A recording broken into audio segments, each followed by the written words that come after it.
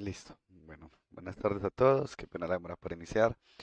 El tema de hoy es respecto a publishing, que vendría siendo como la fase final de un desarrollo.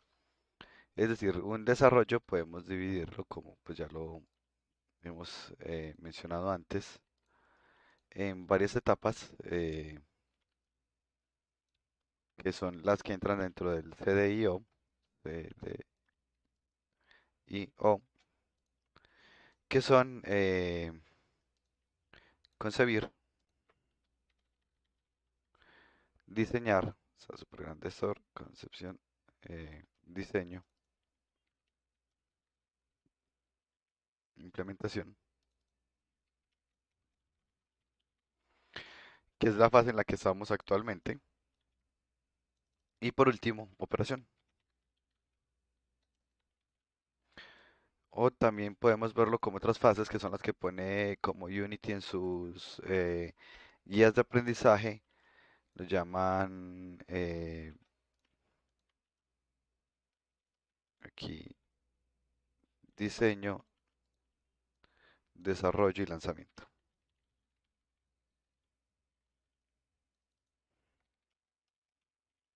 Indiferente como de cuál de las dos pensemos, pues la última fase va a ser qué hacemos una vez que tenemos el prototipo terminado.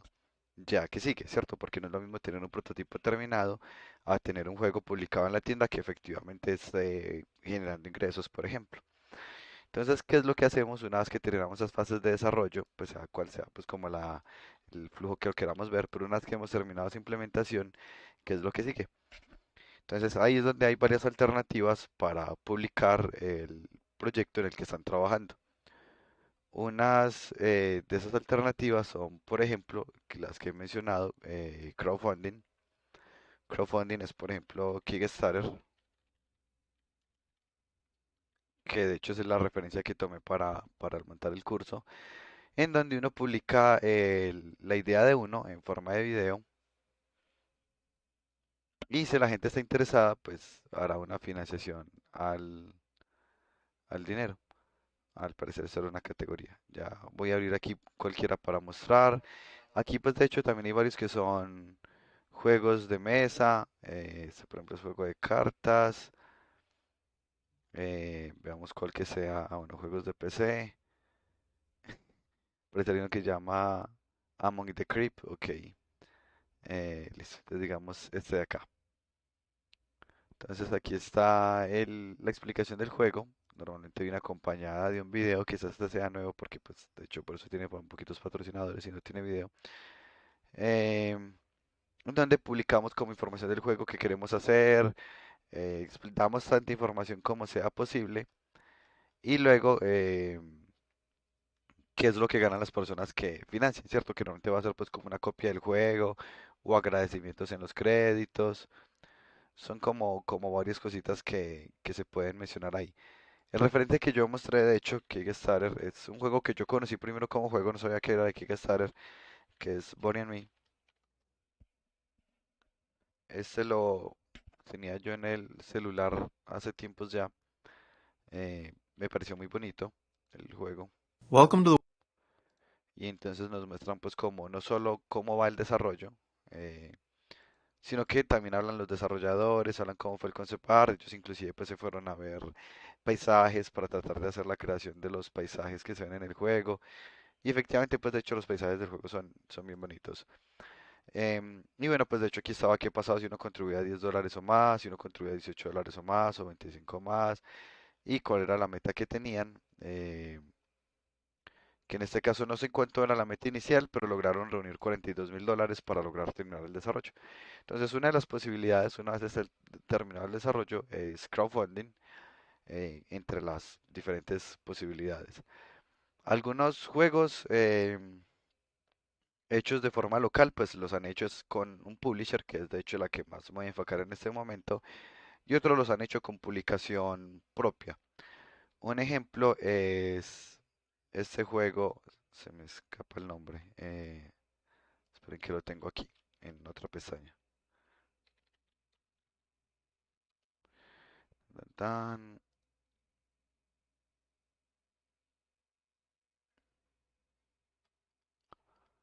Ah,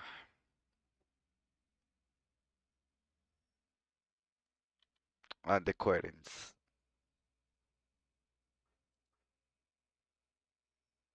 Ya, pues todavía no lo estoy proyectando, yo sé.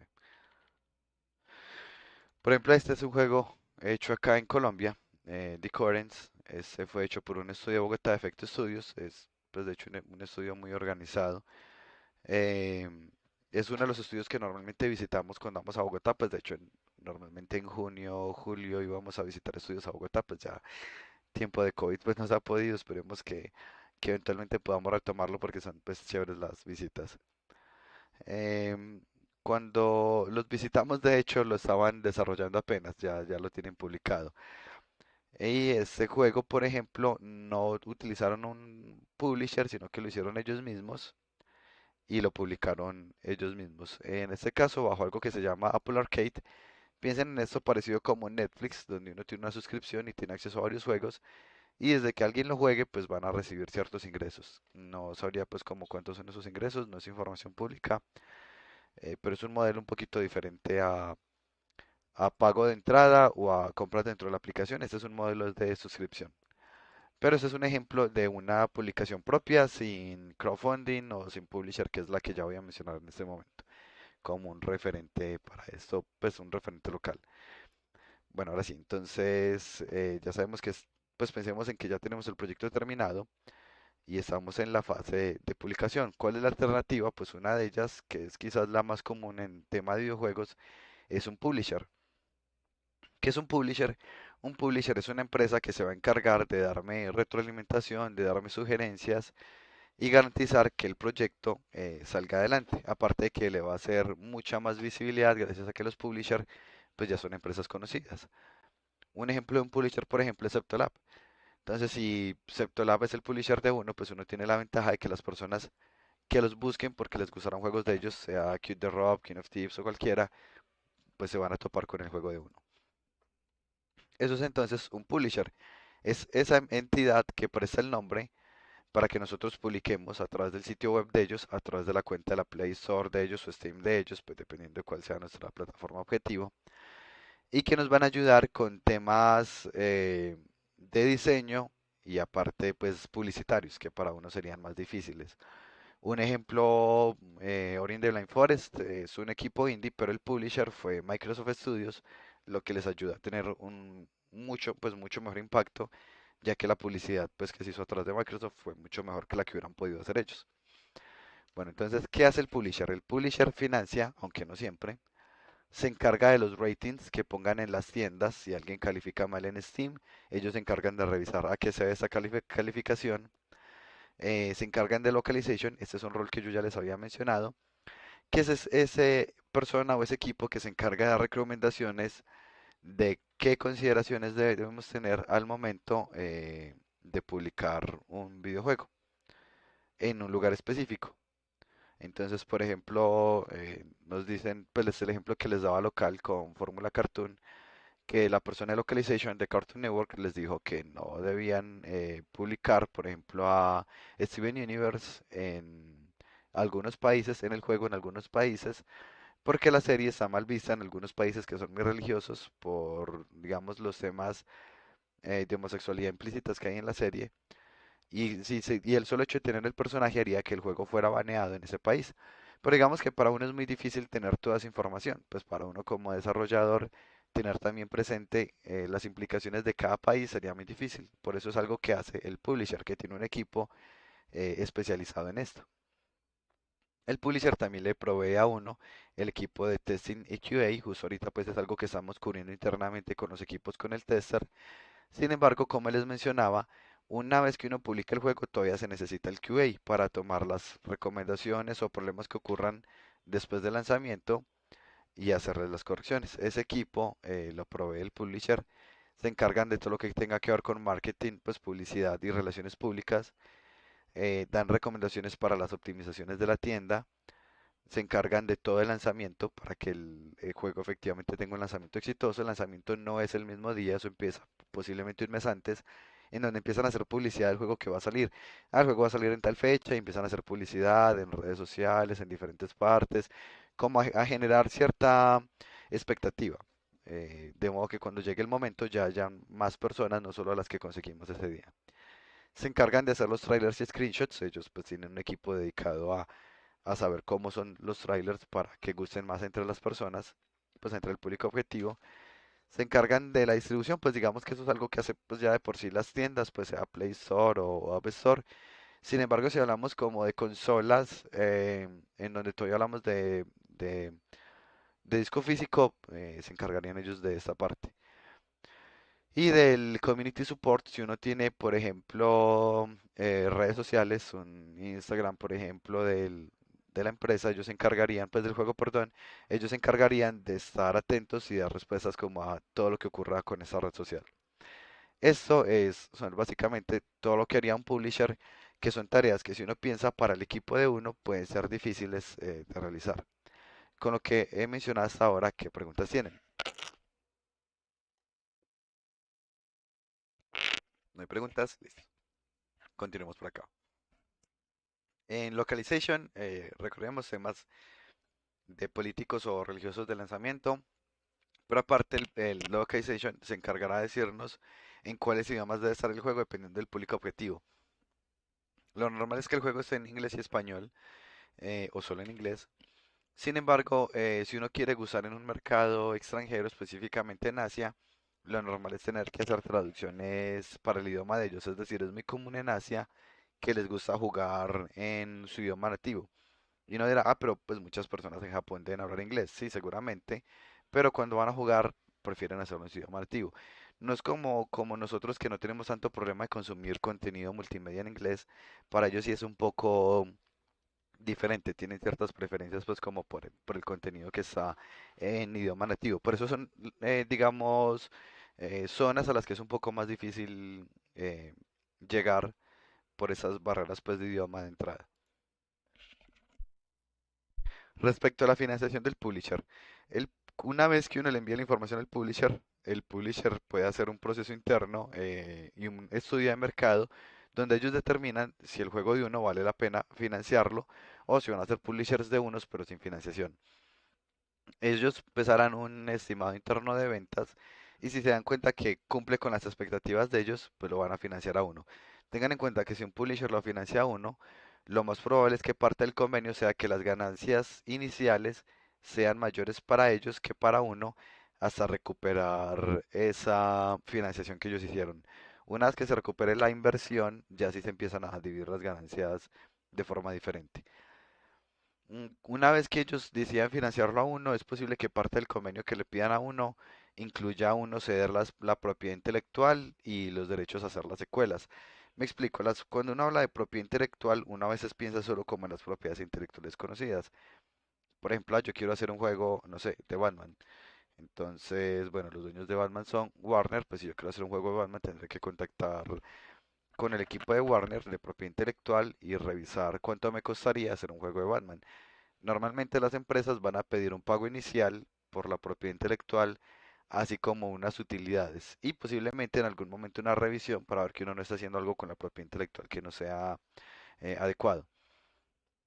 Pero aparte pues de esas propiedades intelectuales conocidas, hay propiedades intelectuales que no tienen dueño debido a su época, como por ejemplo si uno piensa, ah, voy a hacer un juego sobre Poseidón. Es una propiedad intelectual muy conocida, destripando la historia. Es una propiedad intelectual muy conocida, pero que no tiene dueño, es decir, se puede utilizar sin pagar ningún derecho. Y son unas ventajas, pues aquí voy a hablar de algunas ventajas y desventajas. La ventaja de utilizar una propiedad intelectual, digamos, hago un juego de Batman, es que ya uno viene con un fanbase. El fanbase, pues, o la base de fans es un grupo de personas que les gusta esa propiedad intelectual y me ahorran publicidad, porque cuando llego a hacer un juego de Batman, las personas que les gusta Batman, pues posiblemente adquieran el juego y yo no tuve que hacer una adquisición de usuarios muy pesada, porque ya esa propiedad intelectual venía con unos usuarios. Claro, pues habrá que uno contrastar cuánto cuesta esa propiedad intelectual eh, versus cuánto estoy ganando.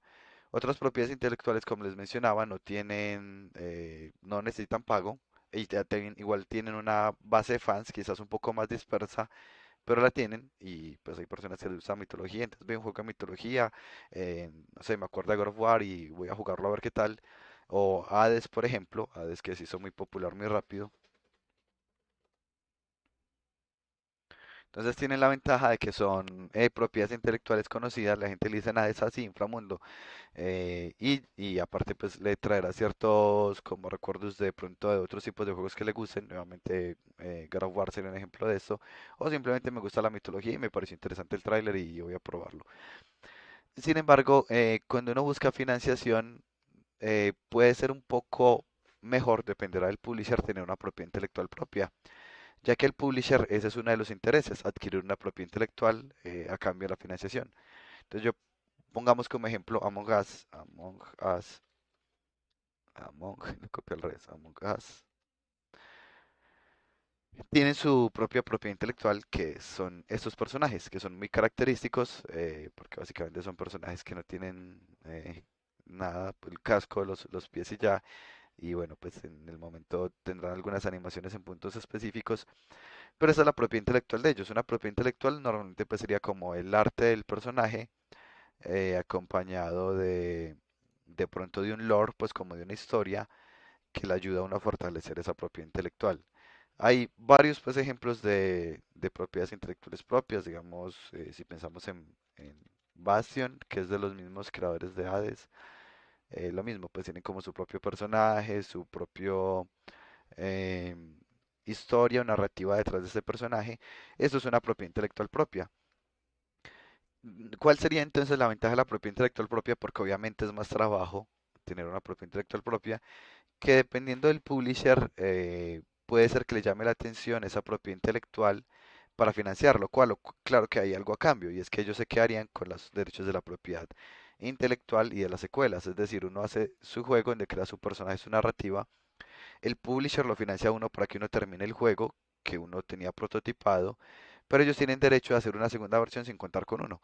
Entonces ellos podrían sacar Bastion 2 con el mismo personaje, continuando la narrativa, sin, sin necesidad pues como de contar con uno, dependiendo si eso hizo o no parte de las negociaciones. Tengan en cuenta que hay muchos tipos de tratos, hay muchas como variaciones.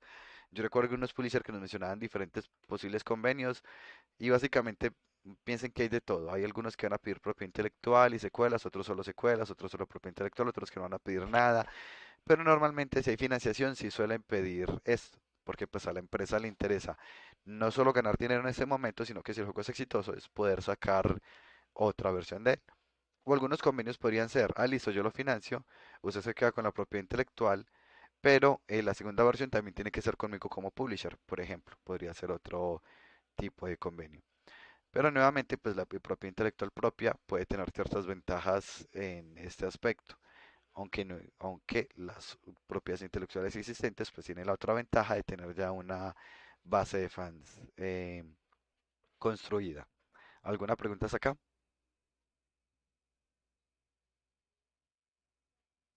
No, listo. Por ejemplo, este juego de Jason Friday de viernes 13, este fue un estudio indie, pues mediano, no tampoco era pues tan pequeño, eh, que contactaron a los dueños de la propiedad intelectual de Viernes 13 y lograron hacer un convenio, pues ellos recomendaban siempre que uno cuando vaya a hacer esos tratos vaya con un abogado porque al parecer las negociaciones iniciales eran eh, muy en contra de ellos o muy a favor del dueño de la propiedad intelectual original. Pero luego con un abogado lograron llegar como un acuerdo que les convenía y ya teniendo la propiedad intelectual empezaron a hacer el desarrollo. Para ese desarrollo, pues como era un equipo mediano, pues no tenían su propio laboratorio de mockup, sino que alquilaban un laboratorio de mockup y trataban como de ser muy óptimos con el tiempo porque los laboratorios los alquilan por hora. Entonces iban allá alguien pues como con actores para hacer de Jason o de los otros animaciones, de los personajes huyendo. Y nos contaban en la charla que les fue muy bien con este juego porque efectivamente los fans de Viernes 3 eran muchos. Entonces, cuando ellos empezaron a anunciar el juego, casi que de forma inmediata ya tenían muchas personas interesadas en el proyecto e interesadas en financiarlo. Este, si mal no recuerdo, estuvo, de hecho, fue en Kickstarter, en crowdfunding, y lograron recuperar, pues digamos, rápidamente la inversión inicial gracias a eso, utilizar una propiedad intelectual bien conocida. Este estudio con, que trabajó con este proyecto también estaba trabajando, no sé cómo habrá terminado el proceso, con un estudio de Bogotá, con TeraVision. No sé, pues finalmente cómo habrá resultado el proyecto que estaban trabajando en conjunto, pero igual pues es chévere saber que hay ese tipo de alianzas. Continuando por acá, eh, cómo funciona la parte de las utilidades. De hecho, vuelvo por acá y abro y me llevo esto de acá.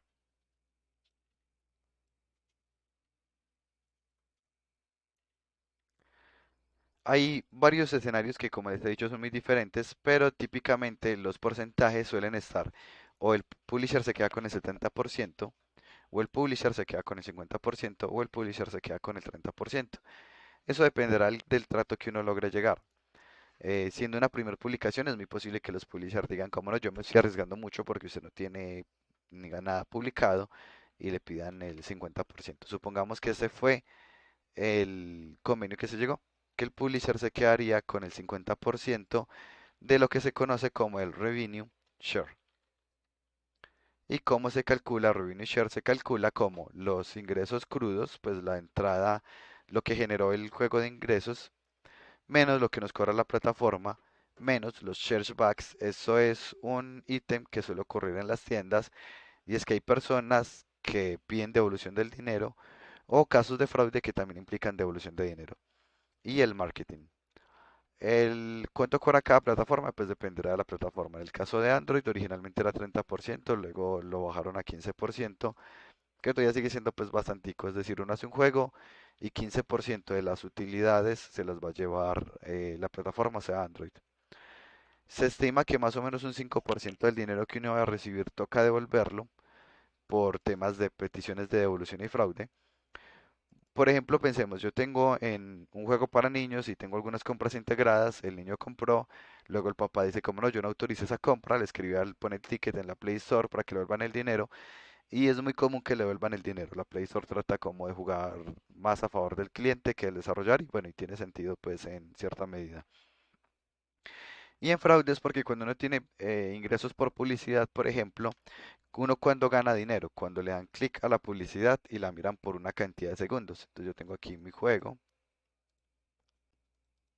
y en mi juego aparece aquí una publicidad que el usuario debe ver para poder, no sé, ganar las monedas o lo que sea. Entonces aquí está corriendo este video. Dependiendo del tipo de sistema de ads que uno tenga, hay algunos en donde en donde está el video corriendo o una imagen y solo le dan dinero a uno si uno le da clic, por ejemplo. En el momento en que algún usuario le dio clic, ahí es donde uno empieza a ganar dinero. Otros son por tiempo, como bueno, la persona vio el video durante, no sé, 10 segundos, ahí gano dinero. Pero algunas veces ocurre que hay algunos bots haciendo esto, que son bots los que están viendo el video o bots los que le están dando clic y en ese caso, pues cuando se dan cuenta que no era un humano el que lo estaba haciendo y de alguna forma logran determinar que era un bot, entonces ese dinero que yo iba a recibir por publicidad se considera como fraude y no se entrega. En general, como les digo, el 5% es más o menos el estimado de lo que suman las devoluciones y los posibles fraudes que puedan ocurrir.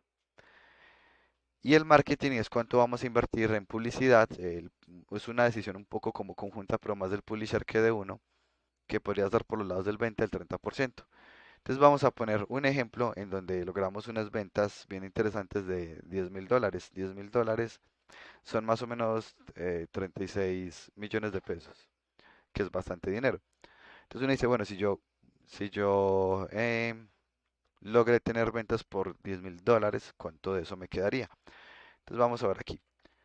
Ya sabemos que esos $10.000, que lo voy a poner aquí como el 100%, pues uno es 100%, le debo restar el 15% de la plataforma, el 5% de los sharebacks y el 30% digamos de marketing. Pero aparte esto Yo solo me quedo con el 50% porque el publisher se quedó con el otro 50%. Y todo esto se multiplica por los $10.000 que recibimos. Eso en cuanto se convierte en $2.500. 2.500 USD. Entonces pasamos de percibir 36 millones de pesos a percibir 9 millones de pesos. Que tengan en cuenta que eso suena de pronto más o menos bastante, pero realmente uno cuando lo mira en lo que uno tuvo que pagar de salarios, no es tanto. De hecho, posiblemente pues no alcanza a cubrir todos los salarios y tenga que esperar a seguir vendiendo para poder recuperar esa inversión inicial que se hizo. Pero noten que por mucho dinero que parezca que uno genera cuando uno tiene un publisher, siempre se reparte mucho. Pues miren que fue como convertir $10.000 en 2.500, así pues súper fácil. ¿Qué preguntas tienen hasta acá? De hecho, no sé si puse este bien donde era. Voy a mirar aquí los paréntesis. A ver, este lo podría poner por acá. Pues, Sí, dígame. yo- es como de, a ver, ¿cómo lo podría describir? No sé, como de conocimiento general, ¿cierto? O sea, ya que el publisher técnicamente a veces invierte, a veces como que se está arriesgando y tales. O sea, ¿qué tanto normalmente un publisher se mete dentro del trabajo de los, pues del developer? Los publishers dan muchas recomendaciones, pero sobre todo en puntos de monetización. Por ejemplo, puede que uno tenga una idea inicial de monetización y uno dice, ah, este va a ser mi juego y nosotros vamos a ganar dinero con vendiendo este ítem. El publisher revisa el prototipo, lo juega y después de haber hecho todos los convenios con uno, le dice, no, no monetice vendiendo este ítem. Monetice vendiendo diamantes. Esos diamantes se pueden conseguir viendo videos o se pueden comprar en la tienda. Y hay tres ítems que solo son exclusivos para comprar con diamantes. Por poner cualquier ejemplo. Porque ellos tienen mucha experiencia en monetización. Y ellos, después de analizar una aplicación, el equipo de ellos puede dar una idea más detallada de cuál es la mejor ruta para monetizar el juego. Normalmente ellos no intervienen en temas de game design. Ellos intervienen más que nada es en pues, QA, localization, que a veces puede, perdón, que a veces puede influir sobre el arte del juego, por ejemplo, o ciertos textos del juego que pedirán que los cambien o los remuevan para ciertas versiones, y en monetización. Pero no es como que ellos vayan a ser los dueños del proyecto a menos de que se especifique pues en el convenio. Pues sigue siendo un equipo de desarrollo y el publisher pues está atento para ayudarlo a uno en lo que necesite. Yo recuerdo en las charlas en las que llevamos pues de hecho a la universidad de un equipo, creo que era de Nueva Zelanda, que empezaron a trabajar en un proyecto propio y al final lograron más bien conseguir un publisher y ellos decían que el publisher les ayudó demasiado porque ellos había mucha información que estaban dejando de lado, que no tenían en cuenta, que gracias a las recomendaciones del publisher lograron sacar un producto mucho más detallado. Luego en el segundo proyecto que trabajaron, lo hicieron con otro publisher, pero con un convenio diferente. Y el tercer juego que sacaron, ese mismo estudio, ya fue sin publisher porque ya tenían mucha experiencia en el equipo a partir de todo lo que iban aprendiendo de las recomendaciones que les daban los publishers.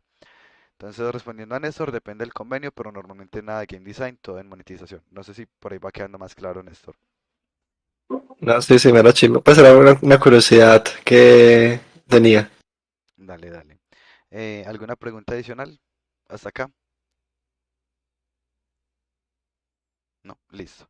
Algo que es muy importante es entender que el marketing, por ejemplo, o que el análisis de del juego, una vez que es lanzado, no es sencillo. Por eso es que estas responsabilidades a veces son difíciles. Es decir, miremos que entre las responsabilidades que yo menciono de ellos está la parte de rating and submissions, y eso toma mucho tiempo. Eh, Miren cómo se ve más o menos la aplicación. Esto es como se ve la consola de desarrollo de Google, pues de la Play Store. Esta específicamente es la cuenta de UP Virtual, en la que publicamos 4 proyectos para unos eventos. Cada uno de estos, pues de hecho le arroja información a uno. Digamos, miremos este de acá. Entonces, en este de acá nosotros podemos tener estadísticas de pérdida de usuarios, por ejemplo, pero hay muchas, muchas estadísticas. Pero les muestro por acá, estadísticas. Entonces yo quiero ver, bueno, solo en Colombia. quiero verlo desde siempre. Y lo que me interesa ver es usuarios con la aplicación descargada en todos los dispositivos. Entonces, por aquí está la gráfica de los usuarios y las descargas que tuvieron. En este tiempo, si miramos, pues las descargas se subieron por los lados. De hecho, de agosto, por este lado fue la Feria del Libro, fue como el pico de mayor descargas. Luego, pues acabó el evento, ya pues, ¿quién iba a descargar esto? Y por eso vemos la gráfica así. Pero tenemos muchas gráficas aquí, no solo descargas activas, sino valoraciones. Entonces podemos ver unas gráficas de cómo fueron las valoraciones. Entonces por aquí en este día hubieron muchas calificaciones de, digamos, 2 estrellas. Por acá al parecer una de 1 estrella. Por acá unas de 5 estrellas. Pero si miramos, al parecer a partir de cierto punto nos empezaron a puntuar mejor. Pues de hecho aquí fue que sacamos otra actualización con un tutorial más evidente inclusive. Em, Podemos también, por ejemplo, pérdida de dispositivos. Entonces la de pérdida también está, pues de hecho, fuimos perdiendo cada vez más, va a estar desfasada la otra, cada vez perdiendo uno o más personas, porque cada vez más personas le iban desinstalando. Pero piensen en que uno está revisando las estadísticas para analizar cuál va a ser la estrategia que va a tomar con base en esas estadísticas. Es difícil. Es mejor que lo haga un analista de datos experto, pues alguien de ciencia de datos que le dé las recomendaciones a uno y le dé un resumen como, listo, lo que está pasando aquí es que estamos, inclusive puede ser que sea más estacional, como siempre estamos perdiendo gente en noviembre, entonces vamos a tratar de hacer alguna actualización que nos ayude que en noviembre no tengamos esa clase de problemas o algo así por el estilo. Pero nuevamente tener tanta información es útil, pero si uno no tiene nadie en el equipo para analizarla, porque todos están ocupados con sus propias tareas, no me sirve de nada tener acceso a toda la información. Tengan en cuenta que yo no solo puedo acceder a esa información que estamos viendo aquí, sino que inclusive yo puedo acceder a, pero nosotros tenemos acceso a información adicional de las personas, sobre todo cuando lo conectamos con Google Analytics. ¿Cómo funciona esto? Es decir, por ejemplo, si nosotros utilizáramos Google Analytics, que no lo tuvimos en esta aplicación, eh, nos puede dar información de cuántas personas lo instalaron, pero también nos puede crear un perfil de esas personas. ¿Y cómo así? ¿Cómo nos crea un perfil? Pues resulta que Google tiene mucha información de nosotros, obviamente, porque Google sabe nosotros qué buscamos en Google. Aparte que Google tiene nuestros datos registrados de fecha de nacimiento, entre otros. Si quieren ver el profile que tiene Google de ustedes, pueden entrar a esta página web. Ya les muestro el profile mío, que lo tengo abierto en otro pestaña que lo tengo. Aquí está. Por ejemplo, miren el perfil que hace Google de mí, o sea, con los datos que él saca de mis búsquedas, básicamente. Dice que yo soy alguien entre 25 y 34 años, correcto, que soy hombre, correcto, que hablo español e inglés, bien. Parece que tengo interés en Mercado Libre, en Grupo de Éxito, no sé por qué, aunque Bogotá, pues yo tengo un crédito, pero es con caja social, ahí sí se descachó Google. eh, Virgin Mobile, pues que es mi operador de teléfono. Al parecer tengo interés en Lenovo, el costo YouTube, Booking, que es donde miro norte precios para los paseos. eh, Notion, que es pues como Plano, Trello. Por ejemplo aquí, entonces Google estima que yo tengo un interés en alimentos y suministros para el cuidado de mascotas. Pues efectivamente porque pues como tengo mascotas, a veces busco en Google cosas como los perros pueden comer mango, los perros pueden comer banana, ¿cierto? Entonces de acuerdo a esas búsquedas, él va creando un perfil mío de que efectivamente me interesan los alimentos para mascotas. Según eso, Google sabe que me interesa el anime, por ejemplo. Imagino, me ha visto entrar a Anime FLV o cualquier cosa. Sabe que me interesa CS++, que me interesa, por acá pone computación y videojuegos, desarrollo de videojuegos, educación. Por alguna razón me pone ejercicio en ensaladas, esa es falsa. Facultades y universidades. Bueno, aquí me crea una lista súper grande del perfil que él creó de mí. Si quieren ver los perfiles que crea de ustedes, pueden entrar a este mismo sitio web. De hecho, me gustaría, si se animan, entran en este momento. Ya les pongo sitio web y comparten en el canal de Chat 01. Si comparten en el canal de Chat 01, porfa entren y lo compartí fue en el de, pues me lo voy a poner aquí también el de Chat 01. Eh,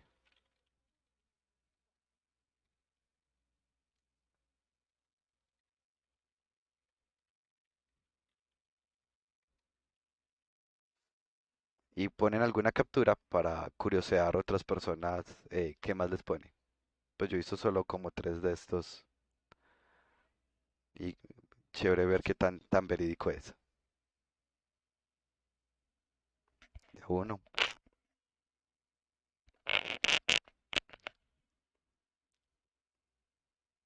por lo menos Néstor que fue el que preguntó, excelente. Que fue el que escribió. Me había acordado de que hace muchísimo tiempo yo desactivé esto, entonces yo creo que se me reseteó porque me parecen re poquitas cosas. Ya, ya, ya. Sí, uno lo puede desactivar, pues uno aquí lo puede desactivar siempre. Yo no lo desactivo, pues de hecho a mí no me choca que me hagan publicidad orientada, ¿cierto? Pues, le interesan las mascotas, le hago publicidad a mascotas, pues sí, tiene sentido. Para mí tiene más sentido eso que recibir como publicidad así como random. Sí, me parece curioso es que según Google hablo noruego, así que melo. Excelente, excelente. Bueno, entonces lo que estamos viendo aquí es que Google crea un perfil de cada usuario y esta información es pública, no con información personal, es decir, hay cierta información que no entra entre la categoría como de información delicada, que es, por ejemplo, esta información genérica. Es decir, le dice a uno, ¿quién está jugando mi juego? Hay un hombre entre 25 y 34 años que le gusta su juego. ¿Qué más puedo saber de esa persona? Que habla inglés y al parecer está interesado en mascotas, por ejemplo. Aquí estamos viendo la de, pues por acá ya empezaron a compartir algunas. Esta es la de Laura y Martín. Miremos, Laura le puso un rango súper grande, tiene entre 18 y 34 años, pues como un rango súper alto de edad. Eh, Mismo grupo Sí, yo ni idea de qué sí, Toro, yo qué hice, a quién le hice tanto daño. Creo que es una cosa de inversiones, pero pues no tengo nada que invertir. Los días que sí, precios que acciones y bonos, interesante. Anime y manga también, animales y compañía, alquiler de coches. Por acá la de Martín, por ejemplo a Martín se la puso más específica. Posiblemente el perfil de Laura no les dio para hacer un intervalo más cerquita. El de Martín se les dio para hacer uno más preciso, quizás equivocado. Profe, pero no le atinó a nada. No latino. ¿Cuántos años tiene Martín? Yo creo que tiene menos de 25, por ahí. 20. 20. Sí, se lo puso muy viejito, qué raro. Eh, por acá hay otro, veamos, 18, 24 años. Un montón de gente nos pone Falabella y éxito, interesante. Cámaras digitales. Es del celular también, sí. 25, 34 años. 18, 24 años, mujeres. Arte y diseño, artes escénicas. Bueno, ya sabemos que a Ana le interesa el teatro y las antigüedades. Descubrieron. Y Néstor noticia aquí, Ana está buscando anillos también. Interesante. Bueno, y ahí aparecen adicionales. Creana. Entonces imagino que Alejandro, por ejemplo, alguna vez ha buscado algo en los cursos de Creana o similares. Me salen muchos anuncios, pero nunca me metí a esa página. Interesante, interesante. Pero imagino que por cómo le aparece arte y diseños visuales o algo similar, posiblemente por eso Creana, pues porque casi aquí tiene arte y diseño visuales. Posiblemente entonces cuando ellos venden los datos de uno, pues Creana le interesa preguntar personas jóvenes que les interese arte y diseño para enviarles publicidad. Entonces este puede de hecho posiblemente el resultado de una combinación de otros que tenga. Listo, vuelvo por acá retomando. Entonces miren que es muy interesante porque ya sabemos, el de Néstor está súper pequeño, sí. Porque ya sabemos que Google, con todos sus datos que uno va haciendo búsquedas, tengan en cuenta que a veces es complejo si uno comparte el computador. Pues si uno tiene computador compartido, el perfil posiblemente le va a quedar mal. Porque pues el computador si lo utiliza alguien más, no sé, lo utilizó el papá que le gusta el fútbol, pues ahí empiezan a dañarse todos los datos eh, que él tenía almacenados. O si tiene la cuenta vinculada en otro computador y alguien hace la búsqueda, porque lo miras cuando uno está logueado, básicamente.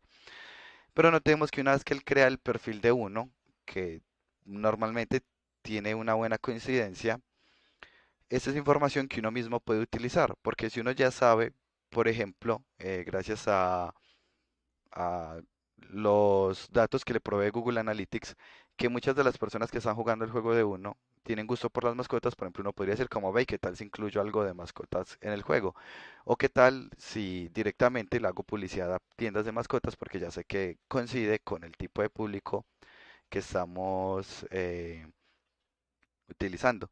Entonces, sí, pues es bien interesante. Sí, o sea, inclusive de acuerdo a las búsquedas que uno hace o al chat, porque ellos tienen derecho a leer el chat de uno, pues no es un humano, tengan en cuenta que todo esto es un bot, no es que ya haya un humano leyendo las conversaciones de uno, no hay tantos humanos para leer las conversaciones de uno, de correo o de Hangouts, y con base en eso pueden determinar eso, por ejemplo, si uno está o no en una relación. Entonces, por eso también pone ese tipo de información, como si uno está soltero o no. Y todo ese tipo de información, pues es útil, obviamente. O sea, mientras más datos, uno más información puede utilizar para mejorar el proyecto de uno.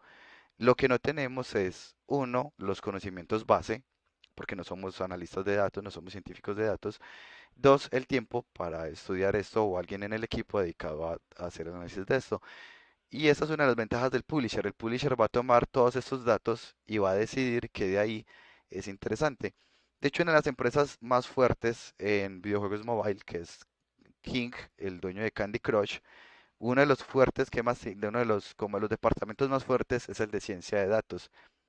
Y, de hecho, una de las personas que trabaja ahí, uno de los líderes es colombiano. Pues nació en Colombia, no sé cuánto tiempo vivió acá, pero pues es colombiano en todo caso, y al español, más o menos. Em, y él, por ejemplo, nos contaba que la información que maneja Candy Crush son teras y teras de información de los usuarios y del desempeño de los usuarios. Se dan cuenta cuando una persona se queda atascada en un nivel y le quiere escribir al equipo de desarrollo para que haga una corrección en ese nivel, porque muchas personas que son potenciales pagadores están atascadas en ese nivel. Si hay muchas personas atascadas, pero no son potenciales clientes que ponen dinero, sino gente que juega sin dar un peso, entonces dejan el nivel así, porque pues para qué le gasto plata a esta gente, ¿cierto? Entonces son estudios bien interesantes, sobre todo ahorita pues que estamos en la era de la información. ¿Y quién puede aprovechar eso? Pues un publisher o tener alguien en el equipo dedicado al análisis de datos. Sí, pues de hecho aprovecho el espacio publicitario no pago. UPB tiene la carrera de ciencia de datos, por si a alguien le llama la atención. Se pueden homologar materias para doble titulación. No tengo más información al respecto, así que solo esa es la información que les puedo compartir. Pero es una carrera pues que empezó a salir de un momento a otro. Yo creo que en los últimos 2, 3 años esa carrera la han sacado por ahí en 5 universidades diferentes. Está de moda los datos en este momento. Bueno, continuando por acá, estábamos hablando de las responsabilidades del publisher y cómo ellos pueden aprovechar los datos. Les quería mostrar también algunas cositas aquí de la tienda, perdón, de la consola de desarrollo. Es que le permite ver a uno también todas las versiones que uno ha publicado. Entonces voy a volver aquí. Este, por ejemplo, este fue para un evento que se llama FICE, un evento de energía. Y este proyecto, pues de hecho, se presentaban en las tablas. O sea, las personas llegaban como al stand de esa empresa EYC, que es una empresa de Estados Unidos, y ellos tenían una tablet para mostrar el proyecto. Entonces, por eso no tiene casi descargas. La verdad, no creo que valiera la pena ponerla en la tienda, fue por petición del cliente que estaba en la tienda. Sin embargo, pues si miramos aquí en la parte de versiones, aquí se puede ver que la primera versión publicada fue la 1.2 y la última versión fue la 1.7. Porque algo muy interesante es que Google le permite a uno hacer pruebas internas, pruebas cerradas y pruebas abiertas. Una prueba interna es una prueba en donde uno lo sube a la tienda y solo la persona que lo sube a la tienda puede probarlo. Esto nos sirve para ver que una vez que uno lo sube a la tienda, la aplicación uno la descarga en el celular y funciona bien. Esto es muy útil sobre todo porque una vez en Unity no saca el APK, sino que le dice a Unity saque el bundle de Google y dejemos que Google saque el APK. Entonces me interesa hacer una prueba interna para ver que siga funcionando. Luego uno puede hacer algo que se llama la prueba cerrada. La prueba cerrada es que ya yo puedo crear una lista de correos y esas personas pueden descargar el juego. En ese caso, por ejemplo, el cliente lo agregamos a la lista de correos, así como el equipo de desarrollo. Y ya el cliente podía descargarlo en su celular y probar y ver cómo le parecía y darnos retroalimentación. Cada cambio de esto nos implicaba ir subiendo una versión en la aplicación, pues uno no puede subir dos veces la versión 1.2. Y finalmente, pues cuando logramos que todo estuviera ya como cómodo para el cliente y le gustara todo como estaba, pues ya quedó la última versión que fue la 1.7 que ya la cambiamos a abierta, en donde ya fue, bueno, pues de hecho ya no era prueba abierta, sino que ya era lanzamiento final, producción, de hecho aquí está. O sea, prueba abierta es que cualquiera puede probar, pero no sale en la tienda, es decir, uno entra a la Play Store y no aparece, solo si uno la busca o si uno tiene el enlace. Y ya producción es que ahora sí aparece en la Play Store, como la diferencia entre video oculto de YouTube y video público.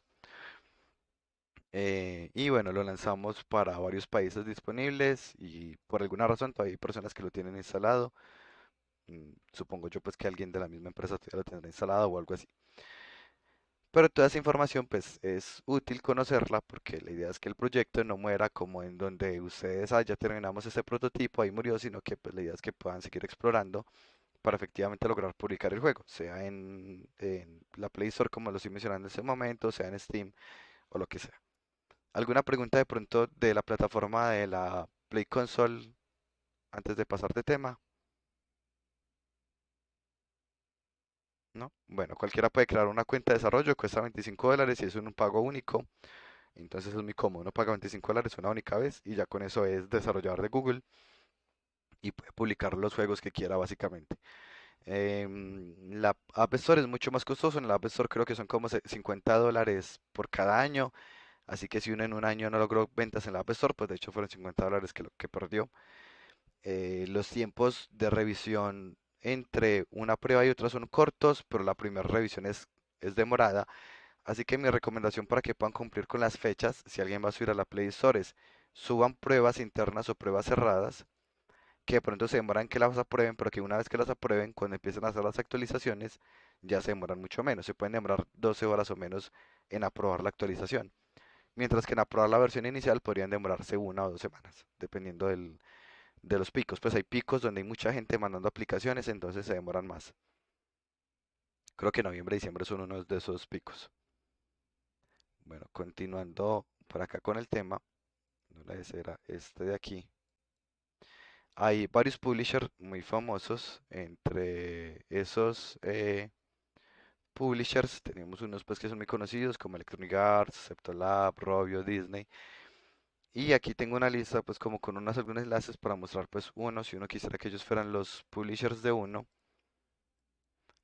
cómo sería. Entonces pues por ejemplo aquí está en Septolab, tienen su propia página que es publishing.septolab.com, en donde uno puede subir el juego de uno. Si no conoces Septolab, me parece un muy buen referente de videojuegos mobile.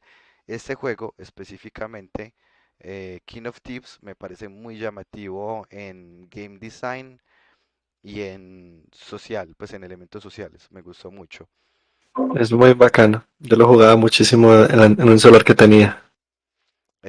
Sí, eso mi cuenta ahorita también lo mencionó otro estudiante, Alonso lo mencionó que lo jugaba cuando estaba en el colegio. Sí, esto yo lo jugaba cuando estaba en la universidad, lo jugué mucho y éramos varios amigos que lo jugábamos a la vez. Entonces era más interesante por ese componente social. Lo jugamos yo creo que por ahí 5 personas. Voy a mostrar aquí un poco de este King of Tips Game. Eh, es un juego donde uno crea su propio dungeon y pone algo para que se lo roben a uno, básicamente. Y si alguien logra pasar el dungeon, pues le roba a uno. Entonces, ¿cuál es la motivación? Yo, ¿por qué voy a crear un dungeon si me estoy exponiendo a que me roben algo? Porque uno necesita combinar gemas para progresar. Pero uno solo puede combinar las gemas si las deja en el dungeon de uno. Entonces, mientras se estén combinando, que puede demorarse, digamos, 12 horas, por ejemplo, durante ese tiempo va a estar expuesta a que alguien se la robe. Así que uno ubica trampas en el dungeon de uno para tratar de que nadie logre pasarlas. Pero fueron muy, digamos, creativos en el diseño. Primero se ahorran ellos crear muchos niveles, porque uno lo que jugaba normalmente eran niveles de otras personas para tratar de robarle a otras personas. ¿Cómo lograban que el dungeon que esa persona construyera fuera posible y no que lo puso en una ubicación que no es posible conseguirlo? Cada vez que uno construía un dungeon, uno tenía que pasarlo 2 veces consecutivas para poder que se considerara que ese dungeon era viable. Y ahí sí, entonces quedaba publicado para que otros intentaran robarlo.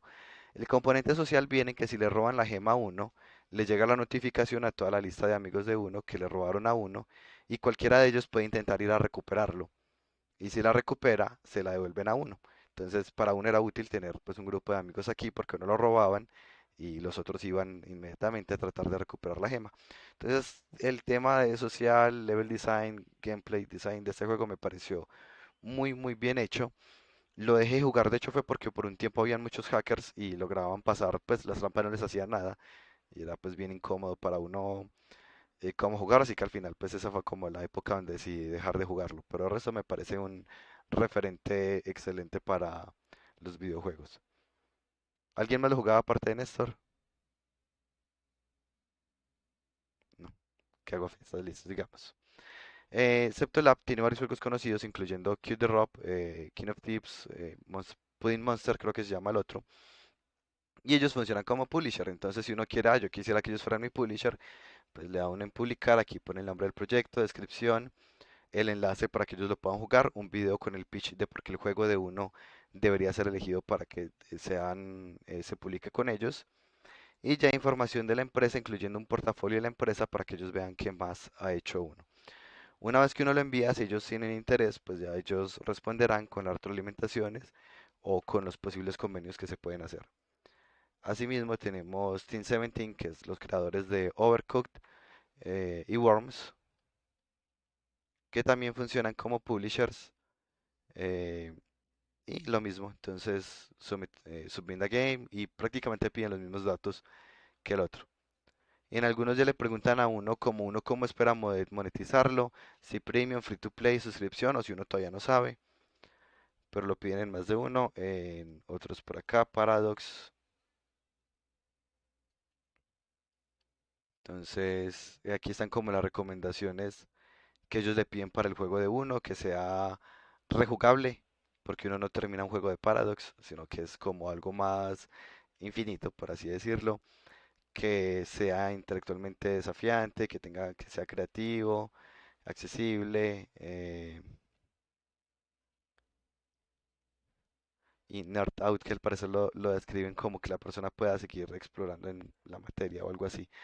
Y ya lo mismo, entonces pues aquí está como la información que uno pone sobre el juego de uno, y lo mismo si tienen interés lo contactan a uno. Otro es por ejemplo Tiny Build, este me gusta mencionarlo, de este seguramente conocen juegos, por acá hay unos pues como medio conocidos, yo recuerdo por ejemplo haber probado Final Station, y sé que hay otros por acá que de pronto alguno les haya llamado la atención o lo hayan visto alguna vez, No Time to Explain, Mr. Shifty creo que también es medio conocido. Bueno, en esta empresa también funcionan como publisher, de hecho por eso la variedad de juegos se ve tan alta. Noten que los juegos son muy diferentes entre ellos, pero es porque ellos son publisher. Muchos de estos juegos no son hechos por ellos, sino por otras personas, y ellos sirven como el publisher que les hace el marketing, que les presta la página y que les da la retroalimentación. Algo interesante de esta empresa es que esta empresa tiene un convenio en este momento con un estudio colombiano que se llama Dead Monkey. Dead Monkey es un estudio de acá de Colombia donde tenemos un par de egresados, creo que dos o tres egresados trabajan ahí y entonces es chévere pues saber que hay un estudio colombiano trabajando con un estudio internacional, en este caso Dead Monkey son los que le están haciendo el desarrollo del juego de un videojuego propio en el que ellos están trabajando. Y de hecho parte del convenio lo trabajó una egresada de nosotros que trabaja como game producer en esa empresa. Y de hecho pues me escribió toda contenta cuando firmaron el contrato, pues contándome que participó en el convenio que se firmó. Y me parece interesante porque no todos los roles que han tenido los egresados son el mismo. Aquí tenemos un ejemplo pues de game producer y de hecho yo recuerdo que están trabajando como producers por lo menos tres estudiantes que son o estudiantes inclusive o egresados del programa. Entonces, por eso, pues me parece chévere el hecho de que desde ya vayan viendo sus roles y entendiendo que idealmente van a trabajar, perdón,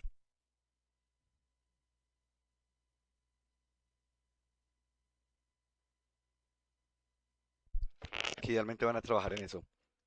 Me ahogué aquí tomando agua. Ya volví. Listo.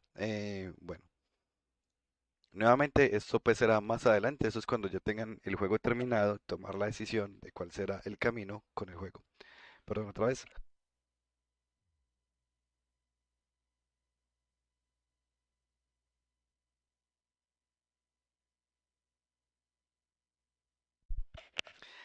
Creo que ya. Esperemos que sí. Siento como una astilla en la garganta. Es terrible. Bueno, ahora, ¿cuál es la otra alternativa si uno no utiliza un publisher? Sí, sí, estoy bien. Un publisher o no tiene, utiliza crowdfunding, sino que uno quiere ser el publisher de uno mismo. Es posible, claro, pero tengan en cuenta que toda la responsabilidad de la financiación y todos los aspectos del proyecto, como marketing, como responderle las reseñas a las personas, eso se me olvidó mostrarlo aquí. Cuando uno tiene el juego en la Play Store, uno puede ver las reseñas y uno idealmente debe responder todas las reseñas, pero les digo que es un montón de tiempo que uno necesita para eso. Miremos aquí, por ejemplo, en valoraciones y reseñas.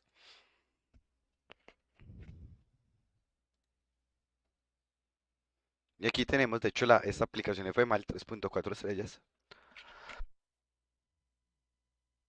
Podemos ver cómo fue respecto a los días, cómo fueron cambiando y los comentarios que hace la gente. Entonces, uno idealmente debe responderle a todas las personas que publican, sea comentario bueno o comentario negativo.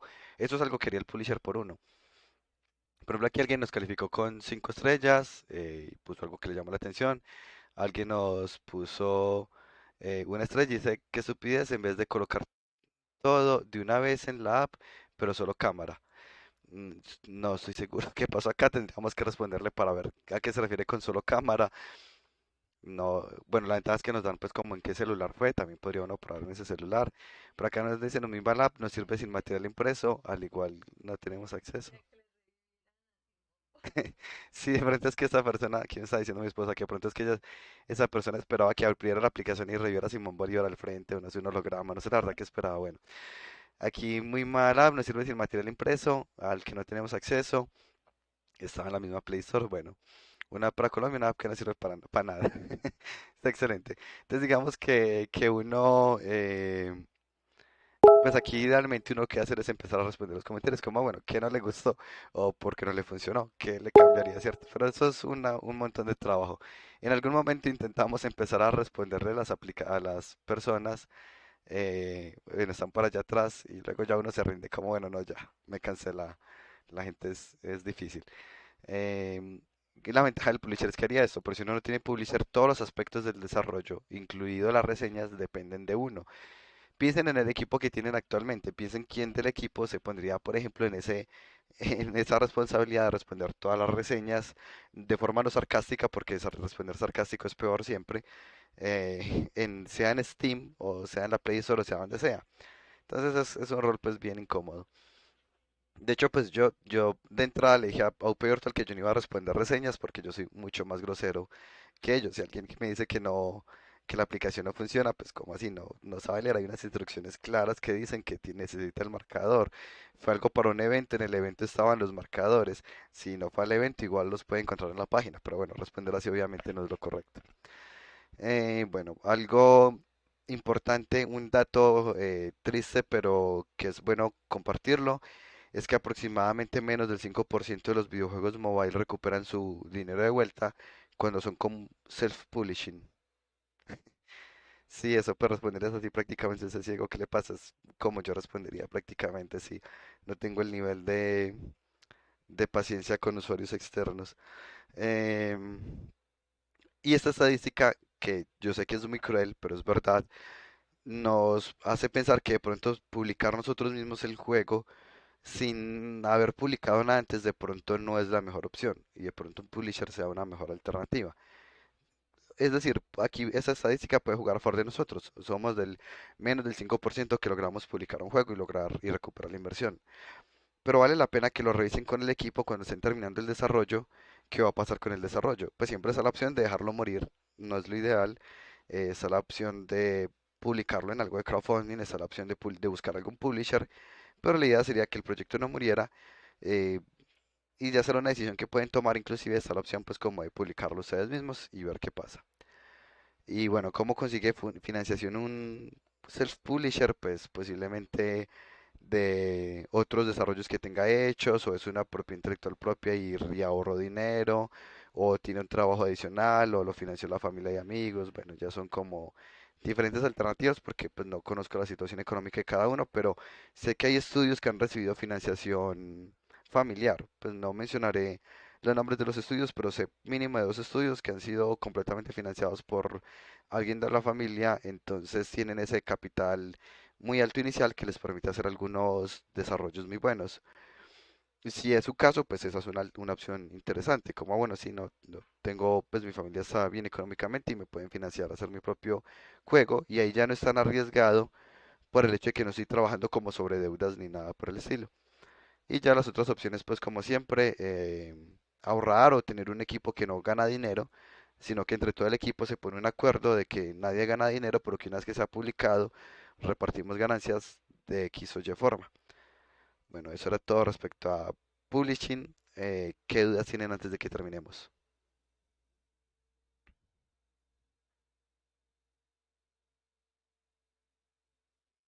No hay ninguna pregunta.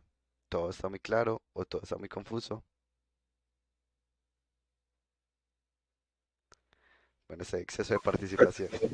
Ah, todo está muy claro, profe. Listo, súper bien. Todo Listo. clarísimo. Excelente. Bueno, vamos a iniciar la próxima semana, la semana 8. Esa es la mitad del curso, es decir, que deberían ir aproximadamente como por un lado del 30-40% del desarrollo que se va a entregar. Una vez que vayan avanzando, vayan hablando con sus equipos como cuál va a ser la estrategia, o si simplemente el juego va a morir ahí. Sin embargo, como les digo, pues ojalá no sea el caso, ojalá pues los juegos sean publicados y funcionen bien. De hecho, uno de pues como una versión muy preliminar de este juego que publicamos aquí en este canal de comunidad, perdón, de Feedback Proyectos. Ah, bueno, no fue ahí. Ah,